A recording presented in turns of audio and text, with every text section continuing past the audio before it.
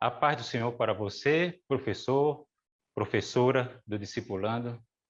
Esta é a primeira edição do nosso podcast para este segmento do Discipulando. Meu nome é Eli Espínola.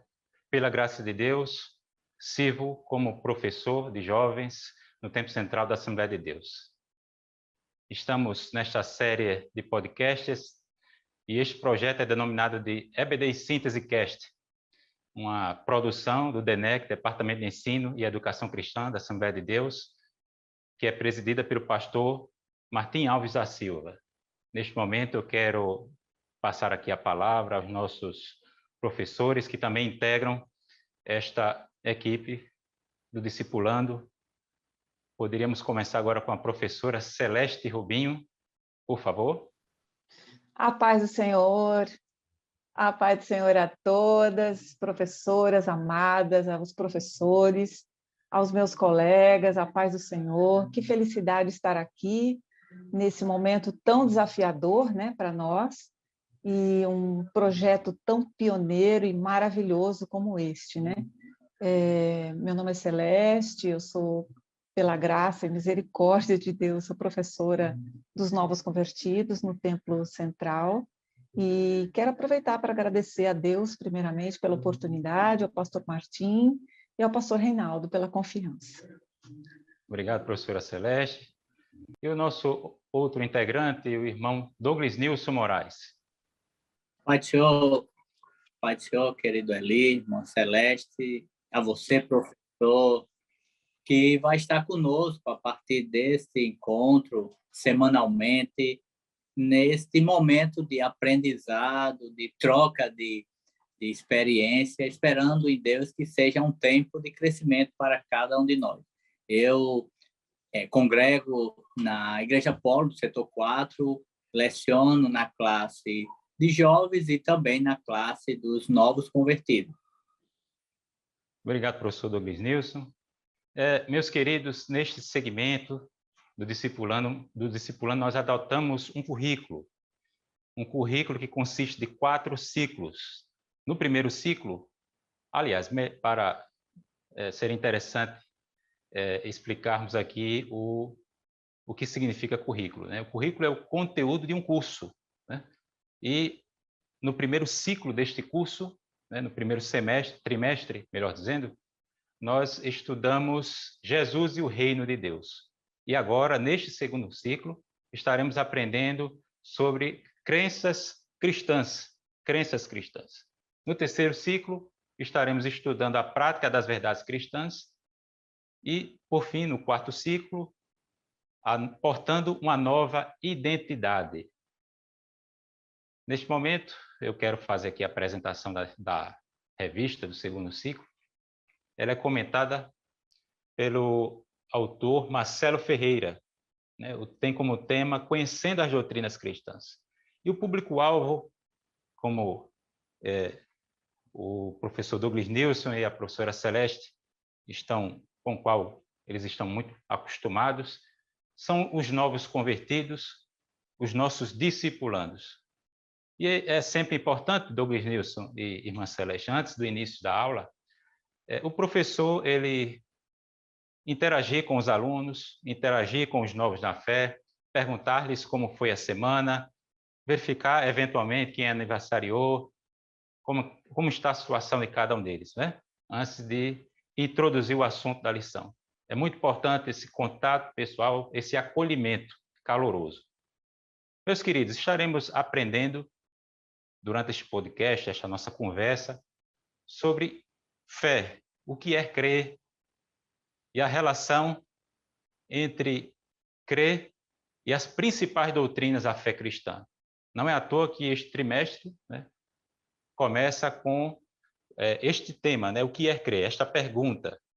É importante nós diferenciarmos ou distinguirmos o que significa o ato de crer, que é o que estaremos estudando nesta oportunidade, e o conteúdo da crença, que é o objeto da crença. No caso, as lições de 2 a 13.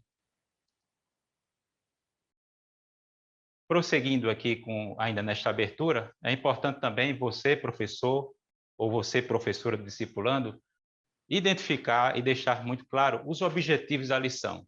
O que é que estaremos conversando neste podcast? A definição bíblica de fé. Este é o primeiro objetivo. O segundo objetivo, que também se subdivide em alguns aspectos, seriam as dimensões da fé. Nós veremos que a fé ela tem uma dimensão, um componente relacionado à confiança, e um outro componente relacionado à razão, e uma outra parte integrante da fé, ou do crer, ou do confiar, é a confissão. E é muito importante também nós termos em mente uma observação que o autor Paul Tillich faz para não sermos, uma recomendação que ele faz, para que não sejamos reducionistas quando falamos sobre fé. Muitos querem reduzir, digamos, fé simplesmente à vontade de crer. Já outros reduzem fé a sentimento. Quando alguém pergunta o que é fé, não, fé é sentimento. Já há outros que relacionam simplesmente fé com razão. Não, a fé é uma função da existência do indivíduo, do ser humano. E aqui eu estou, a princípio, me referindo à fé natural. Você não pode separar razão, nem sentimento, nem vontade desse centro existencial do homem, né? Essa capacidade de crer, essa inclinação para crer nas coisas. Então, que tenhamos cuidado, né, de pronto já destaco esse aspecto, né? Que a gente não pode usar de uma abordagem reducionista, digamos, excessivamente limitadora sobre o que é fé. Prosseguindo aqui, meus queridos, vamos introduzir nosso assunto, o conceito bíblico de fé. Já na leitura bíblica em classe, nós encontramos um texto. A fé é o firme fundamento das coisas que se esperam, a prova ou a convicção de fatos que não se veem. Este é o conceito bíblico de fé. Mas há também conceitos não bíblicos, que não tem apoio, não tem respaldo nas escrituras. E, por exemplo, alguém poderia até duvidar, mas o ceticismo é uma forma de fé. E existem também concepções heterodoxas sobre fé, um tanto equivocadas e que não estão de acordo com a revelação escriturista. E muitos também confundem fé com superstição. Então, professor, a título de introdução, é importante você sempre partir do conceito do tema e do assunto que vai ser estudado. Você definir o que é definir. Definir é capturar a essência de uma ideia, de um conceito. É conceituar. Também é importante você começar com algumas perguntas. Pois não, professor Douglas? E é interessante também, nesse momento conceitual, apresentar os diferentes tipos de fé, né? Você começou a falar que existe a fé comum, que é uma fé que qualquer pessoa, Sim, em qualquer lugar, pode dizer que tem fé. Tem fé que as coisas vão melhorar diante do contexto que nós estamos vivendo. Tem fé que um parente vai sair de um hospital, mas isso não resulta em salvação. Então, é uma fé comum. Mas existe a fé, que é a temática maior da nossa lição, que é a fé como meio para a salvação. A fé por intermédio de ouvir a palavra, crer e então se render a essa verdade. É a fé como salvação. Mas também, quando nós cremos, existe a fé como fruto do Espírito, né? Que é um ato de fidelidade. É a fidelidade ao Senhor que lhe salvou. Existe também a fé sobrenatural, que é um dom, que aí vai levar aquela pessoa que o Senhor lhe concede ações sobrenaturais por intermédio da fé. Então, esses 4 elementos é importante pontuar para que tanto o novo convertido compreenda essa distinção e se posicione acerca do momento e da fé a qual ele está vivenciando, que é um processo de crescimento a partir do momento que ele se rende a Cristo. Obrigado, professor Douglas Nilson. Professora Celeste, de que outra maneira nós poderíamos introduzir este assunto? Eu falei aqui sobre definições de fé, o Douglas Nilson indicou aqui algumas modalidades ou espécies de fé. O professor pode, de repente, fazer perguntas ao aluno sobre o entendimento particular que ele tem de fé, assim como ele também poderia introduzir o tema fazendo uma prévia sobre o conteúdo, mas de que outra maneira poderíamos aqui indicar ou sugerir para o professor, professora Celeste, do É discipulando? interessante. O tema da lição já é muito interessante porque é uma pergunta, né? O que é crer, né?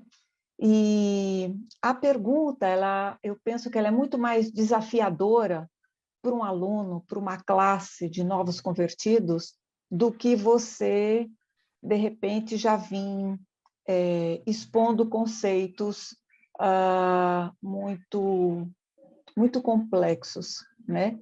Eles são necessários para não simplificar demais o tema. No entanto, eles precisam, se eu pudesse chamar, eu diria uma tradução, né? Uma tradução desse tema, né?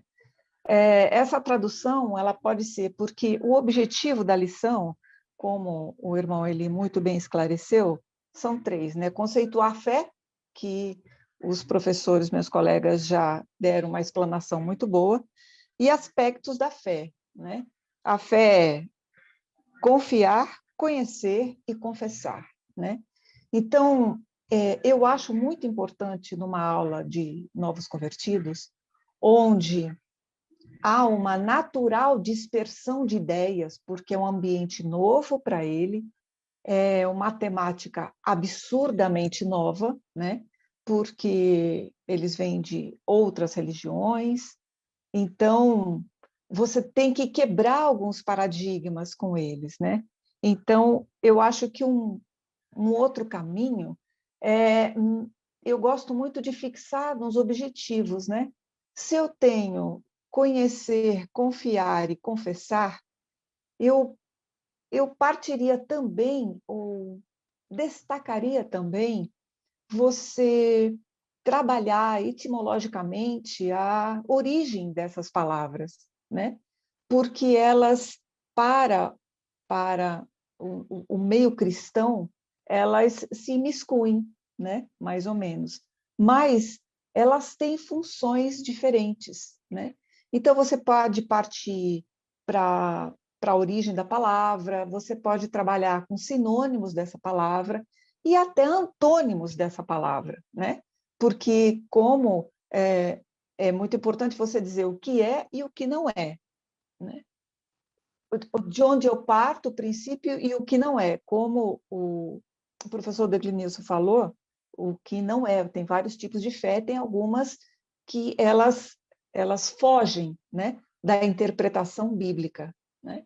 Então, eu penso que esses três momentos de você trabalhar etimologicamente, de você trabalhar sinônimos e antônimos da palavra principal, no caso aqui, é crer, eu acho bem interessante e Por produtivo. exemplo, o professor falar crer, confiar, acreditar, ter certeza, convicção, E Exato. essa, e, dar credibilidade, dar É, crédito, ter é, como crível, e esse né? elemento Um que objeto, uma Celeste, entidade, algo, né? e esse elemento ali que Celeste fala do sim e não, didaticamente ela agrega muito, ela fixa muito o conteúdo. Quando eu passo o que é e ao mesmo tempo o que não é, né? O que não é fé, né? Com que conceito e como também introduzir o aluno e perguntar, eu acho que esse é um ponto de partida interessante. O que é fé para ele? Porque nós sabemos, temos os conceitos fundamentados na palavra, mas nós temos alunos em diversos patamares. Então, quando eu ouço o conceito que ele tem sobre fé, muitas vezes um conceito um pouco místico, muitas vezes um conceito um pouco terreno, é possível nós ajudá-lo a desconstruir esses conceitos, inserindo um conceito fundamentado biblicamente. Então, é bem interessante e didaticamente essa construção em que o aluno ele participa conceituando e nós vamos junto a ele construindo novos conceitos bíblicos. Pronto, então, perfeito. você, professor ou professora do discipulando, eis aí algumas dicas, né? Formas diferentes com as quais você poderia introduzir essa temática. Agora, já partindo para o primeiro tópico, sobre a relação entre crer e confiar, entre crença e confiança. O interessante é que nós estamos aqui usando já o verbo, né? Verbo implica ação. Não estamos aqui falando sobre entre crença e confiança. Estamos falando sobre crer e confiar. Ou seja, isso diz muito sobre o valor prático do que estamos estudando. Não estamos simplesmente aqui nos valendo de conceitos abstratos, né? Mas de algo prático. Crer e confiar. Quando você crê, você confia. Confia em algo, confia em alguém. Então, a que se deve essa relação entre confiança entre crença e confiança, entre crer e confiar? Aí nós temos o professor que está fazendo uso aqui da revista, né? O primeiro subtópico é confiança cega, ou seja, crer é confiar cegamente em algo ou em alguém? Não, claro que não. O primeiro ponto que eu posso aqui destacar é o fato do ser humano ter sido criado à imagem conforme a semelhança de Deus. O homem ele tem um espírito, né? O espírito é o órgão de comunhão com Deus, e o homem tem uma natureza religiosa. Somente o homem é religioso, se comparado com as demais criaturas. E é no coração do homem. O coração, biblicamente falando, é uma metáfora para os sentimentos, para a razão e para a vontade. No coração do homem, a Bíblia diz, sobre tudo que se deve guardar, guarda o teu coração, porque dele procedem as saídas da vida. É no coração que se encontra a raiz da religiosidade do homem. Seja ele cristão, seja ele não cristão. O homem é um ser incuravelmente religioso. É por isso que ele tende a confiar em algo ou em alguém, e é por isso que, por mais selvagem e rude, troglodita que ele seja, ele vai tratar com superstição alguma coisa, né? Então, essa vocação religiosa, nós fomos criados à imagem de Deus e nós existimos para nos relacionarmos com Deus. Nos relacionarmos com Deus. Nós somos seres também espirituais. Então, isso tem a ver com o que estamos estudando. Uma outra questão é que confiar, segundo Lutero, é algo do coração. Você poderia definir confiança como entrega ou autoentrega.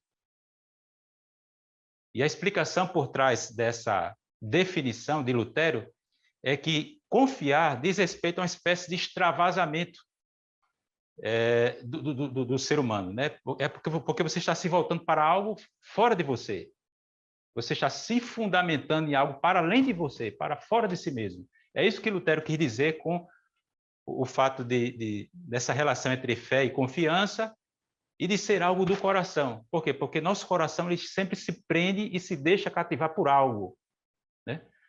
E a fé bíblica, eu quero aqui já também dizer que não é um salto no escuro, como disse um filósofo dinamarquês chamado Kierkegaard, né? Na obra Temor e Tremor. Pelo contrário, a fé ela tem uma base, ela tem seu fundamento em Deus, e Deus é fidedigno, ele é digno de fé. Por quê? Porque ele se revelou. Ele se revelou na história e se revelou também de forma proposicional, ele se revelou em palavras. Houve o registro da sua revelação, que é o que nós encontramos aqui nas Escrituras. Então, quando nós dizemos que cremos em Jesus, isso não significa apenas que eu amo Jesus, que eu adoro Jesus.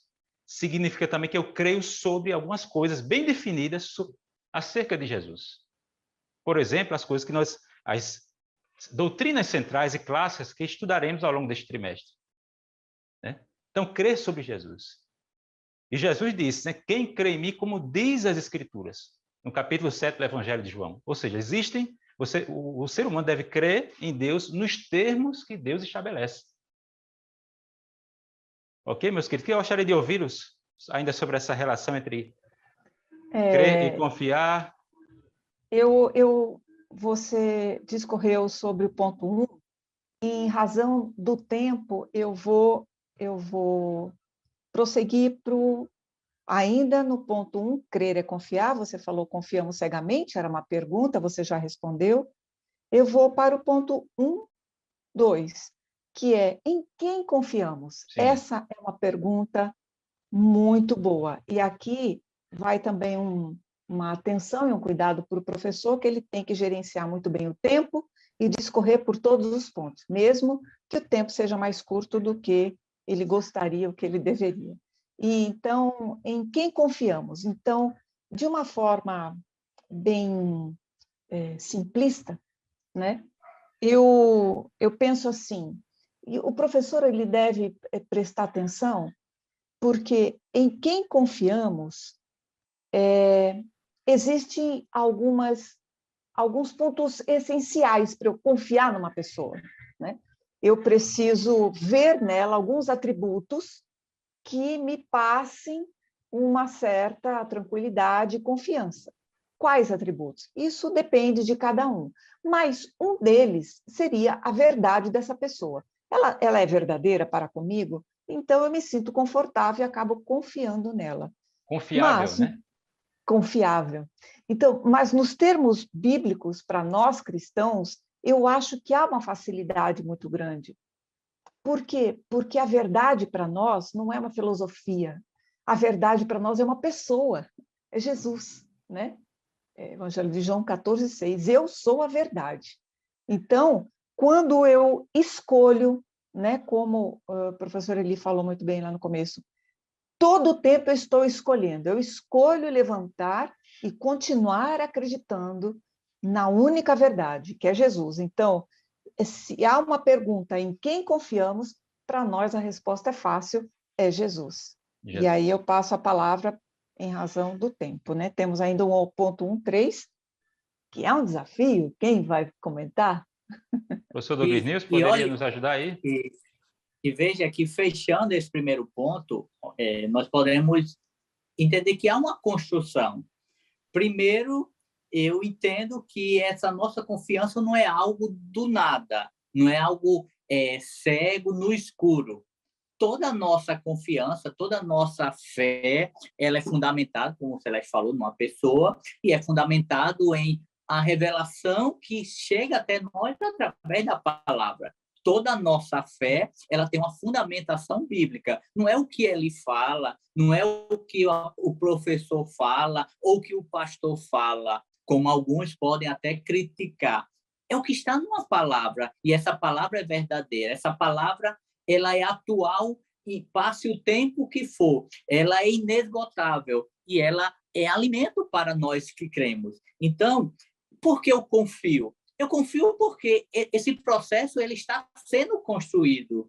E o que eu tenho que fazer é, se eu entendo que essa confiança não é cega, é fundamentada numa pessoa, se eu entendo que essa pessoa é Jesus Cristo e, segundo a palavra, é gerada uma fé em mim, uma fé que muda o meu ser, muda o meu interior e muda de dentro para fora. Agora eu vou confiar porque eu entendo que isso é verdadeiro e a própria palavra vai me dizer que os fatos desde o Antigo Testamento ele vem se cumprindo. Então não é algo que alguém escreveu e não tem valia, não tem valor, fundamentação.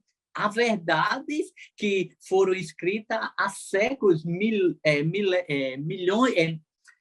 centenas de anos, e ele continua real e continua se cumprindo. Então, fecha esse primeiro ponto dizendo que a nossa confiança, o que nos leva a crer, é algo que tem uma fundamentação, essa fundamentação é bíblica. Isso é importante para o professor, porque nós não vamos para a sala de aula para falar de nós. E as minhas experiências, por mais profundas que sejam, ela não necessariamente vai gerar no aluno uma fé, uma confiança. Porque se fosse assim, imagina, todas aquelas pessoas que viram os milagres de Jesus deveriam ser as pessoas mais salvas. E o próprio Jesus faz críticas, porque as pessoas não criam. Então, a palavra é que vai gerar fé. Eu preciso fundamentar a minha aula, a minha fala na palavra. E aí sim, isso vai gerar vida continuamente no coração dos nossos alunos. Eu creio que, nesse aspecto, nós fechamos, e lembrando também que a Bíblia não é um livro que ele está fechado, como alguns creem, que toda a revelação ela já acabou, ela não é para o nosso tempo. A Bíblia é um livro que já tivemos profecias já cumpridas, o próprio Cristo revelado à humanidade, mas nós estamos esperando a volta do nosso Salvador, que, como o Hebreus mesmo diz, um poucochinho de tempo que há de vir virá e não tardará. A qualquer momento ele virá. E esse aluno ele precisa ter essa expectativa para que a sua fé não esteja só voltada nas coisas dessa vida, mas na vida eterna que se consumirá com a vinda de Cristo para nos levar e estar eternamente com ele. Então, eu creio que esse é o desfecho desse primeiro ponto, professor Eli, no que fala acerca do crer é confiar. Obrigado, professor Douglas Nilson. E lembrando, professor importante, professor e professora do Discipulando, nós temos falado aqui sobre fé em Deus, em quem devemos confiar, mas que a confiança não é uma finalidade em si mesma, né? Há aqueles que defendem uma fé na fé. Isso aí é otimismo. Sim. Não estamos falando aqui sobre fé na fé. Estamos falando sobre fé em Deus, né? A fé por isso não que é... o ponto 2 já é importante. Desculpa, por isso que o ponto 2 ele vai exatamente complementar o que o irmão está falando, né? Crer é conhecer, a importância de conhecer, que pode ser por intermédio do Espírito Santo ou por intermédio da razão, né? A lição traz esses 2 pontos. Eu posso conhecer pelo Espírito Santo, ou seja, ele me revela, né? Ele que também é uma pessoa, ele é capaz de me revelar, ou por meio da razão. Isso. Não, pode falar. Sobre essa relação entre crer e conhecer, né? Nós temos algumas definições de conhecimento que poderíamos citar aqui, como a de Platão, na obra Teeteto, né? Conhecimento como crença verdadeira e justificada. Mas, diferentemente da cosmovisão grega, no cristianismo, o conhecimento é uma dádiva. A Bíblia diz que a sabedoria ela decorre do temor a Deus. Nós começamos sendo sábios quando tememos a Deus. Ou seja, o conhecimento é algo que nos é dado. Inclusive o conhecimento sobre Deus, né? Ninguém melhor do que o próprio Deus para nos indicar sobre sua natureza, né? É isso que nós queremos dizer com revelação, né? Revelação significa Deus se fazendo manifesto de forma graciosa, porque ele não é obrigado a se revelar. Então, nós temos o conhecimento de Deus. Pois não, professor Douglas Nilson? Não, pode concluir o seu raciocínio aí. Pronto. Então, nós precisamos fazer essa distinção entre um conhecimento segundo outras acepções fora das Escrituras e o conhecimento de acordo com as Escrituras, né? Porque o temor a Deus é o princípio da sabedoria, ou seja, o conhecimento é um dom, o conhecimento é uma dádiva. Esse é o primeiro ponto. Agora, existe alguma relação entre conhecimento e fé, né? Ou seja, se nós verificarmos com mais calma, nós veremos que um componente que a crença é um componente de qualquer conhecimento, né? Você crê necessariamente em tudo que você conhece, tá certo? E nós temos pressupostos, inclusive o não cristão ou o descrente, ele tem pressupostos, né? Por exemplo, o cientista, ele crê no eu, ele crê na existência do eu dele, ele crê em outras mentes ou em outras consciências, ele crê nos entes matemáticos, ele crê nas leis físicas, na existência das leis físicas. O cético, por exemplo, quando ele critica algo, ele já está pressupondo outras crenças alternativas. Ele não quer aceitar as verdades cristãs, mas ele tem suas próprias crenças. Ninguém é esvaziado de crença. Sempre estamos crendo em algo. Até o ateu. O que o ateu faz? O ateu, ou ele idolatra o homem, né, a humanidade, no caso ele seria um humanista, né? Ou ele idolatra a razão, ou ele idolatra as coisas materiais, o impessoal. Né? E algo interessante, que faz parte do desígnio da natureza humana, é justamente nossa inclinação para acreditar nos nossos sentidos. Acreditamos em nossas percepções. Pronto, eu estou aqui diante de um monitor, eu acredito nisso. Seria irracional eu não aceitar isso. Por exemplo, uma pessoa, ela acredita na sua memória, nos dados da sua memória, né? A pessoa também, a não ser que ela tenha evidência em contrário. Então, tudo isso aí faz parte, ou seja, nós estamos a todo instante crendo em algo, exercitando nossa crença. E é por isso que para nós é difícil mentir. Mentir. Por quê? Porque é da natureza humana acreditar nas coisas verdadeiras. Deus nos criou assim. Por exemplo, muita gente quer ser pós-moderna, mas em assunto ou em matéria de tecnologia, ciência, engenharia, a pessoa ela não vai conceber que a realidade é uma ilusão. Por exemplo, diante de uma bula, de um veneno, ela não vai dizer que aquilo ali é relativo. Ela não vai querer desconstruir o texto daquela bula. Ela vai acreditar que aquilo ali, objetivamente, está tratando de um veneno. Fala, irmão. Ok, meus queridos? Era só essa... E ali, Eu estava aqui ressaltando essa questão algo... da crença no nosso conhecimento, Sim. e que é inescapável. Não tem como você deixar de crer em algo. E esse segundo ponto, eu acho que é muito interessante para o nosso aluno entender o seguinte: eu criei agora, eu vou buscar conhecer, porque eu preciso me aprofundar no conhecimento desse Salvador, desse Senhor, e esse conhecimento é a palavra. Então, é importante de cedo que o nosso aluno, o novo convertido, ele passe a amar e ter vida com a palavra, permitir que o Espírito Santo ministre a palavra ao seu coração, porque ele vai entender as verdades espirituais. Só que, conforme o escritor da lição ele vai deixar claro, nós temos que ter cuidado para não ir extremos. Porque, por um lado, tem aquelas pessoas que só nas questões da palavra, é a palavra, e eu não posso ler nenhuma outra coisa, porque pode confundir e eu ficar ético. Não é isso. Ele precisa conhecer, buscar amar a palavra, mas ele também precisa entender que nós estamos nessa terra e a literatura, há questões que ele precisa também ter fundamentação na vida.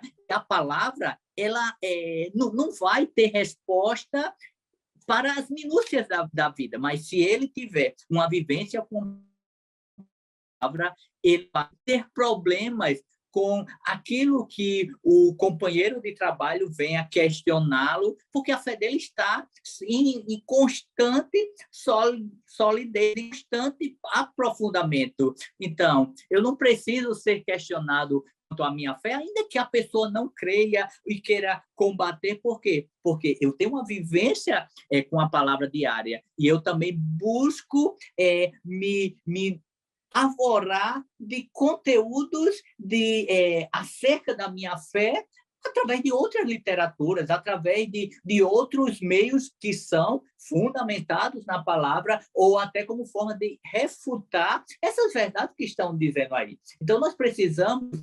Isso é discipulado também, fazer com que o nosso aluno entenda o caminho para a maturidade, para o crescimento espiritual, para que não aconteça que, depois de tanto tempo, o que Paulo falou para uma das igrejas a qual ele escreveu, é que esses novos convertidos que, terminando uma jornada, continue precisando tomar leite, porque não houve crescimento, não houve avanço espiritual. Então, eu como professor, você como professor, nós precisamos entender que o nosso papel é motivar esse aluno a buscar, se aprofundar na palavra, não ter a palavra como um apêndice, para viver essa fé e conhecer mais ainda esse Deus que nós servimos. Eu gostaria mais ou menos isso. Perfeito. Eu gostaria de caminhar para o fechamento, né?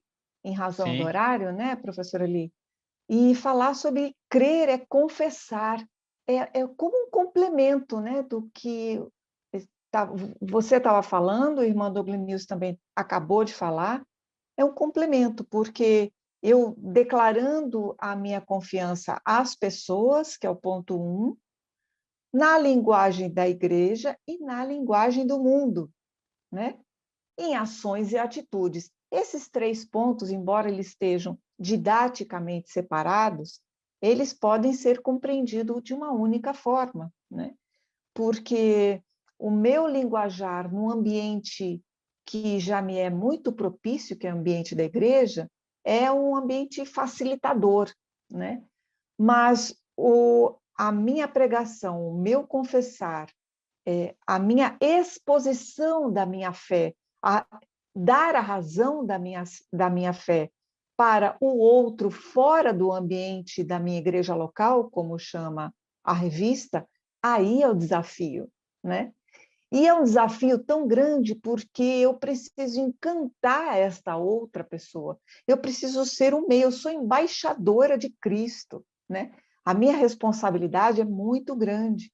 Então, como embaixadora, eu tenho que tentar pregar o evangelho da melhor forma possível, que não é por palavras, né? Eu posso até usar palavras, mas as minhas atitudes, elas falam muito mais alto do que o meu discurso, porque há muitos discursos que estão desconexos com o comportamento da pessoa. Então, eu acabo tendo um discurso falando outra coisa, e a tradução disso para o outro que está lá fora diz o quê? Eu não quero fazer parte disso, né? Então, eu acho muito importante o professor, embora esta temática final pareça simplista, ela é de extrema importância e merece destaque. Obrigado, professora Celeste. Professor Douglas Nilson, vamos só fechar aqui esse terceiro tópico, Eu por acho só, favor. Aí prosseguiremos para a conclusão, por causa do nosso como tempo aqui. fechamento desse tópico ali, eu acho que a gente poderia resumir da seguinte forma. Primeiro, eu confio. Depois, eu busco me aprofundar. Então, é conhecer. E isso vai cada vez mais me dando convicção. E eu confesso, eu vou confessando cada vez mais essa fé que eu estou vivenciando. Mas aí tem um detalhe que eu acho que une-se à fala da professora Celeste. É obedecer. Porque pouco, não é que eu diga que pouco, mas o que adianta se eu digo, eu confio em Deus, eu creio que Jesus é meu Salvador, eu estou lendo a Bíblia todo dia, e eu digo que eu sou crente no meu trabalho, mas só que eu não obedeço essa palavra. Então, meio que eu estou vivendo uma fé relativizada, eu estou relativizando o que é absoluto na palavra. Eu estou dizendo que eu consigo confiar, aprofundar-me, confessar sem viver. E isso é hipocrisia. Não dá para eu fazer isso. Então, eu preciso deixar isso claro para o aluno, porque ele vai voltar para a sua casa. E aí, o que é que ele vai fazer com esse monte de informações? Praticar. Porque de nada adianta ele chegar no culto da noite sabendo que crer é confiar, crer é conhecer, crer é confessar, e agora ele vai ler mais a Bíblia, ele vai buscar conhecer mais literaturas cristãs, aprender mais, ele quer ser como o professor Eli, como a professora Celeste, mas no final das contas, se ele não obedecer a palavra, como o professor Eli, como a professora Celeste, ou quem quer que seja o professor que está ministrando a ele, ele não está compreendendo, o discipulado dele está sendo ineficaz. Obrigado, professor Douglas Nilson. Vamos aqui caminhando para a conclusão e considerações finais. O professor do discipulando, a professora do discipulando, né, teriam como opções, neste momento final, recapitular os aspectos centrais do que foi estudado, discutido aqui, né, que é o assunto da lição. Lembrando que a verdade cristã, ela é primeiramente objetiva e histórica, ou seja, Deus se revelou na história. A história é o palco da revelação de Deus. Somente depois é que a fé, essa verdade cristã que eu incorporo, da qual eu me aproprio, né, ela se torna subjetiva e experimental. E como o professor Douglas Wilson falou, eu creio para entender, ou seja, é uma fé em busca de compreensão. Além dessa relação incondicional de confiança, porque eu não tenho uma relação de barganha de confiança com Deus. Não, é uma relação graciosa. Deus não tem obrigações para comigo, eu que devo obediência a Deus. Então, temos falado aqui sobre a fé do ponto de vista da confiança, do ponto de vista do conhecimento e também do ponto de vista da vivência. Uma fé verdadeira, ou seja, aquela que é respaldada na palavra e que resulta em mudança de vida. E uma vida, claro, transformada, ela é sal da terra. E o que o sal faz?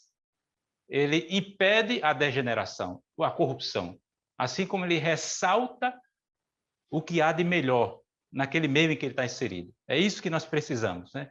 De crentes com a fé verdadeira, respaldada nas Escrituras.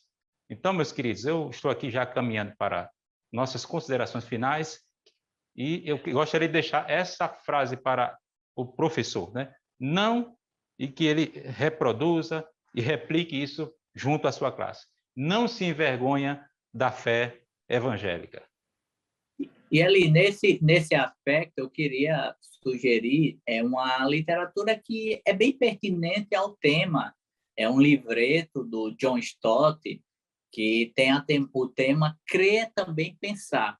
Eu acho que é um livro bem oportuno para professores que queira entender melhor. Ele vai fazer o resumo da obra, vai dizer assim, olha, nós não podemos ser cristãos que está muito ligado a eventos ou a experiências, mas nós precisamos ter uma fé fundamentada nas Escrituras. Então, eu entendo que esse livro ele é bem pertinente para essa lição, para o professor e até mesmo para alguns alunos que queiram, em algum momento, se aprofundar mais sobre a temática. E, ao longo do nosso trimestre, livros dessa natureza vão ser bem oportuno e bem fortalecedor para o crescimento do professor na construção da sua aula. Certamente existem outras literaturas, você e a professora Celeste também podem corroborar com isso, mas eu lembrei desse livro porque o título tem muito a ver com o tema da nossa lição. Pronto, obrigado, professor Douglas Wilson. Eu vou deixar para depois, em função do tempo, a minha dica literária. Professora Celeste, suas considerações finais? Por favor. Gostaria de agradecer, importante, professor e professora, que não é a quantidade de informação, né? Nós procuramos aqui pincelar e cada um se esmerou ao máximo para trazer pontos relevantes, né? E você, com tudo isso, vai adequar tudo que nós falamos ao seu público, ao seu aluno, porque é ele que é importante, né? É importante você passar esse amor pela palavra para ele. O resto vai dar tudo certo. Obrigada a todos, a paz do Senhor. Obrigado, você, professor, você, professora do Discipulando, pela companhia até este momento. Quero aqui, mais uma vez, agradecer aos professores Douglas Nilson e a professora Celeste pela participação e pelo esforço, pelo empenho em acrescentarem tantas informações relevantes neste debate. Quero agradecer também ao nosso pastor Rinaldo, nosso diretor do DENEC, e ao pastor Martim, esta confiança em levarmos adiante este projeto tão importante que representa uma renovação para todos nós, né? Bem como excelência e dedicação para a Escola Bíblica Dominical. Obrigado a todos e a paz do Senhor.